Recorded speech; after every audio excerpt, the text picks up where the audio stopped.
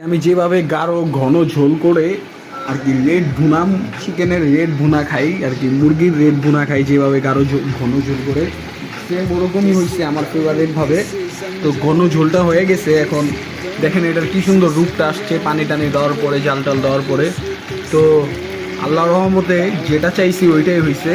তো এখন আমার ফেভারিট খাবারটা হয়ে গেছে, আমি এখন খাবো। অনেকে মিস করতেছি, একা একা খাবো, এখন সেম হয়ে গেছে বুঝছেন। উল্টায় মুল্টায় দিই, ও সুন্দর কালার আসছে, ঠিক আছে। ফ্লেভারটা যা হইতেছে না, এখন চুলাটা অফ করে দিব, সময় হয়েছে, আমার এখন খাওয়ার সময়।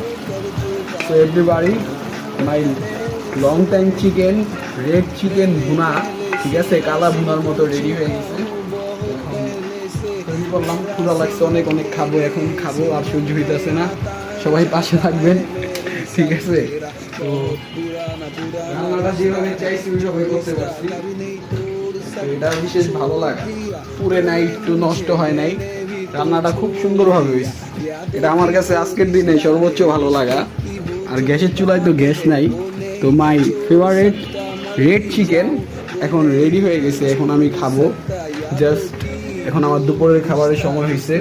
উফ, কি সুন্দর হয়েছে দেখছেন, একদম ফেভারিট।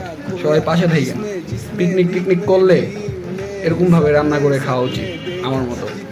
আর কি কিভাবে রান্না করছি এটা আগের বলকে বলা আছে, ওকে।